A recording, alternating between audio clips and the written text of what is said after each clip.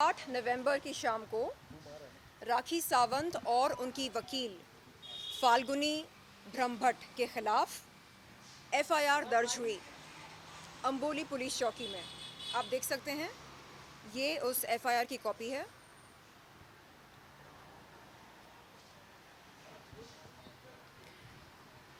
धाराएं देख सकते हैं आप। 354A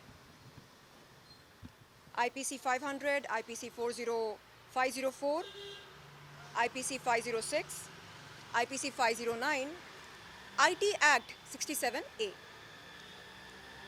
आपको मैं बता दूं कि इन धाराओं में से कॉग्निजेबल कौन सी धाराएं हैं। IPC 354A ये कॉग्निजेबल है। IPC 509 ये कॉग्निजेबल है और IT एक्ट 67A ये भी कॉग्निजेबल है। इसका मतलब क्या है? इस धारा का मतलब क्या है? 354A इसका मतलब ये उस अपराध पर लगता है जो यौन शोषण या सेक्सुअल हैरेसमेंट के साथ जुड़ा हो। IPC 509 क्या है? एक्ट, वर्ड और gesture intended to outrage a woman's modesty. इसका मतलब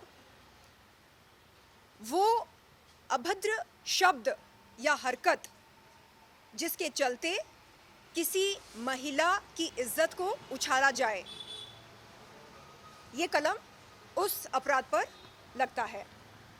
IT एक्ट 67A क्या है?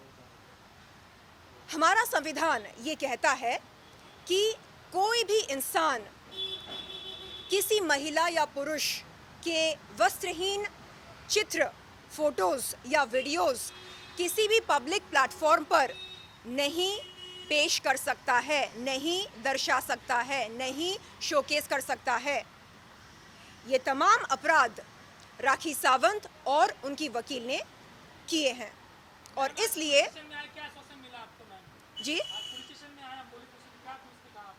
जी पुलिस ने कहा कि बहुत जल्द राखी सावंत और उनकी वकील फाल्गुनी ब्रह्मभट्ट को समन्स नोटिस भेजी जाएगी।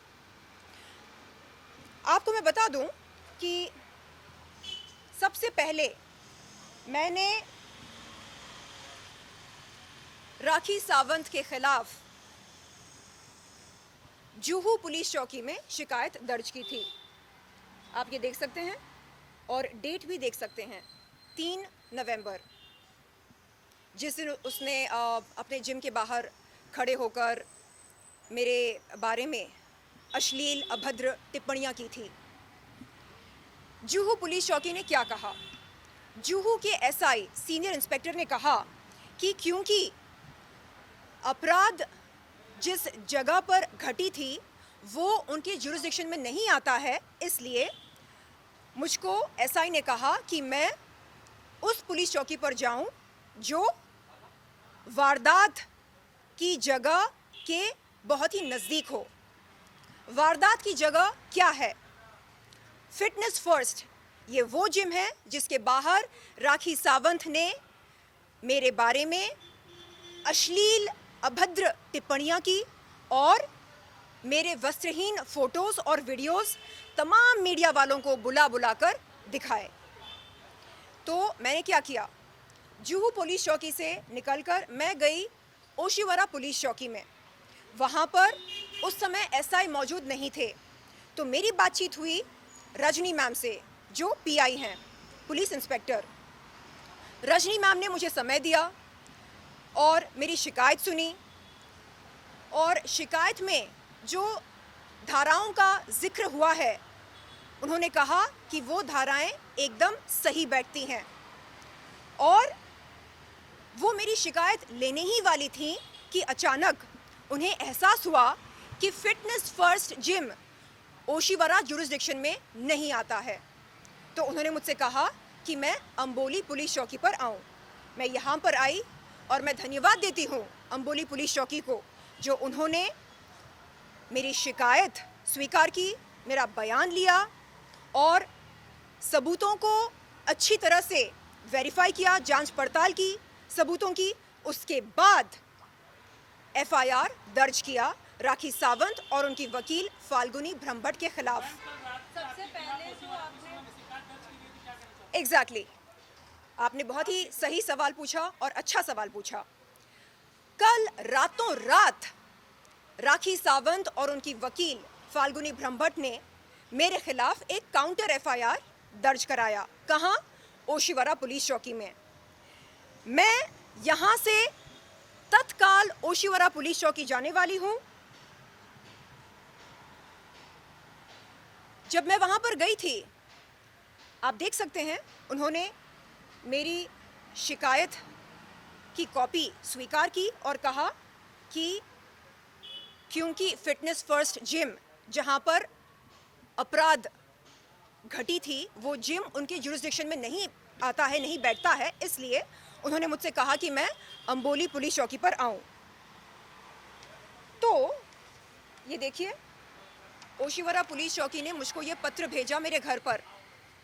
इसमें लिखा है कि क्योंकि fitness first gym Oshiwara jurisdiction में नहीं बैठता है, नहीं आता है, इसलिए वो मेरी शिकायत की कॉग्निजेंस नहीं ले सकते हैं।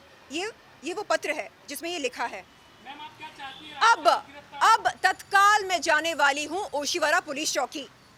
मैं जाकर वहाँ पर ये पूछने वाली हूँ कि रातों रात ऐसी क्या मजबूरी आ पड़ी उस पुलिस अधिकारी पर जिन्होंने मेरे खिलाफ एफआईआर दर्ज किया। मैं जानना चाहती हूँ कि क्या आईपीसी 500, आईपीसी 504, आईपीसी 506 क्या ये कॉग्निजेबल हैं, ये धाराएं? इसका जवाब है नहीं, ये नॉन कॉग्निजेबल हैं। अब बचा क्या उनके एफआईआर में? कौन सी धारा बचती है? आईपीसी 509। ये धारा उन्होंने मुझ पर लगाई। क्या ये धारा एक पीड़ित महिला पर जो इंसाफ की लड़ाई लड़ रही है उस पर लागू होती है? ऐसा क्या अभद्र मैंने कहा राखी सावंत के खिलाफ, जिसके चलते ओशिवरा के पुलिस अधिकारी ने बगैर सोचे समझे रातों रात मुझ पर यह धारा लगाई? मैं जानना चाहती हूं और मैं ये विनती करती हूं कि एक कमेटी का आयोजन किया जाए ताकि ये पता चले कि उस पुलिस अधिकारी पर ऐसी क्या मजबूरी थी जिसके वजह से रातों रात उन्होंने मुझ पर आईपीसी 509 की धारा लगाई।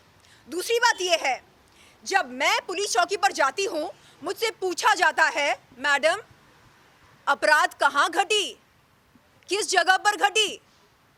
ज्यूरिसडिक्शन का नियम मुझ पर लागू होता है। जब राखी सावंत और उनकी वकील फाल्गुनी ब्रह्मभट्ट ओशिवरा पुलिस चौकी जाते हैं और कहते हैं कि शर्लिन चोपड़ा ने राखी सावंत के खिलाफ कुछ अभद्र शब्द कहे या अश्लील शब्द कहे, तो क्या उनसे पुलिस अधिकारी ये नहीं पूछती है कि शर्लिन चोपड़ा ने ये शब्द किस जगह पर कहे? क्यों ये सवाल उनसे नहीं पूछा जाता है? क्या ज्यूरिसडिक्शन का नियम केवल शर्लिन चोपड़ा पर ही लागू होता है? ये नाइंसाफी क्यों? मैं निवेदन करती हूं हमारे उप मुख्यमंत्री देवेंद्र फडणवीस जी से, जिनके जो पुलिस प्रशासन को संभालते हैं। सर, मैं आपसे निवेदन करती हूं कि आप तत्काल एक कमेटी का आयोजन करें जो ये पता लगाएं कि रातों रात ऐसी क्या मजबूरी थी ओशिवरा पुलिस चौकी के पुलिस अधिकारी पर जिन्होंने बगैर सबूतों के जांच पड़ताल के शर्लिन चोपड़ा पर आईपीसी 509 की धारा लगाई। मैं आपसे पूछती हूं, एक महिला अगर मुझे वैश्या कहती है तो क्या मैं उसका जवाब ना दूं? मैंने केवल इतना कहा कि एक पब्लिक इवेंट में मेरी मुलाकात हुई थी राखी सावंत से, और उस पब्लिक इवेंट में राखी सावंत ने स्वयं मुझको ये बताया, ये जानकारी दी कि उसके पास मेरे इवेंट क्वेरीज आते हैं। मैंने पूछा, राखी मेरे इवेंट क्वेरीज तेरे पास क्यों आते हैं? उसने कहा कि वो प्राइवेट इवेंट्स की बुकिंग्स लेती है। इस जानकारी के चलते मैंने मीडिया के सामने ये बात रखी। मैंने कहा कि हाँ, वो दलाल है। अब मैं आपसे पूछती हूँ, क्या दलाल एक ऐसी गाली है जिस पर आईपीसी 509 की धारा लगनी चाहिए? क्या स्टॉक मार्केट में, क्या रियल एस्टेट में दलाल शब्द का प्रयोग नहीं किया जाता? दलाल वो इंसान है जो दूसरों की कमाई से कमीशन लेता है। मैंने कहा, तो आपका कहना ये है कि ओशिवारा पुलिस स्टेशन पार्शियलिटी कर रही है आपके और राखी के बीच में? देखिए, मैं ये कह रही हूँ कि जब मैं पुलिस चौकी पर जाती हूँ शिकायत दर्ज करने, तो सबसे पहले मुझसे कहा जाता है कि मैं सबूत पेश करूं। उसके बाद मुझसे पूछा जाता है कि क्या जो वारदात घटी है वो जगह उनके जुरिस्डिक्शन में आता है या नहीं आता है। तो इस तरह के सवाल क्या राखी सावंत और उनके वकील फाल्गुनी ब्रह्मभट्ट के सामने पुलिस अधिकारियों ने रखे या नहीं? मुझे ये जानना है कि क्या भारत देश में आने वाले समय में अगर लोग चर्बी की दुकान, अश्लील, वाहियात, बदजात, घिनौनी, दलाल इन शब्दों का प्रयोग करें तो क्या उन तमाम लोगों पर आईपीसी 509 की धारा लगेगी? मैं जानना चाहती हूं कि क्या कानून हम सब के लिए अलग है या हम सब के लिए एक समान है? साथ ही पहले तो आपने साजिद की बात आपने ली थी। साजिद राखी सावंत जुहू पुलिस स्टेशन क्यों नहीं गई, क्योंकि ये मामला जुहू पुलिस स्टेशन में आता है। बिल्कुल। देखिए, यहाँ पर एक सज्जन खड़े हैं जो कह रहे हैं कि राखी सावंत को अगर शिकायत करनी होती मेरे खिलाफ तो वो जुहू पुलिस चौकी जाती, लेकिन उसने ऐसा नहीं किया। मैंने जो कुछ राखी के बारे में कहा, अपने घर पर कहा और अपने जिम के बाहर कहा। मेरा घर जुहू में है, मेरा जिम भी जुहू में है। तो ये दोहरे मापदंड क्यों? उसके लिए अलग नियम, मेरे लिए अलग नियम, ऐसा क्यों? राखी सावंत और उनकी वकील जुहू पुलिस चौकी पर क्यों नहीं गए मेरे खिलाफ शिकायत दर्ज करने? ओशिवारा पुलिस चौकी पर क्यों गए? और दूसरी बात, रातों रात मुझ पर आईपीसी 509 की धारा लगाने की क्या जरूरत थी? ऐसी क्या मजबूरी थी? क्या सबूतों की जांच पड़ताल हुई थी? हाँ या ना? ऐसी क्या मजबूरी थी? मुझे जानना है।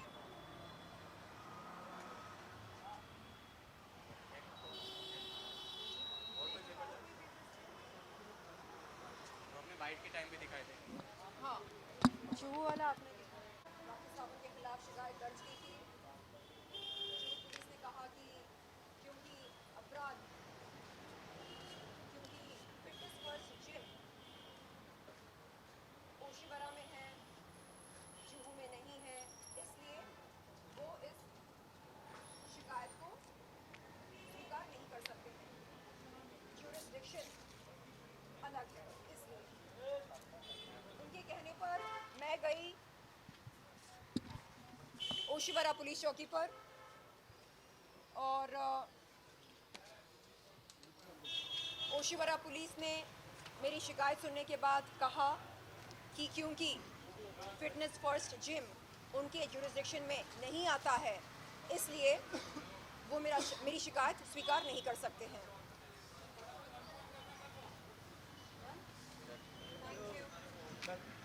हो गया था।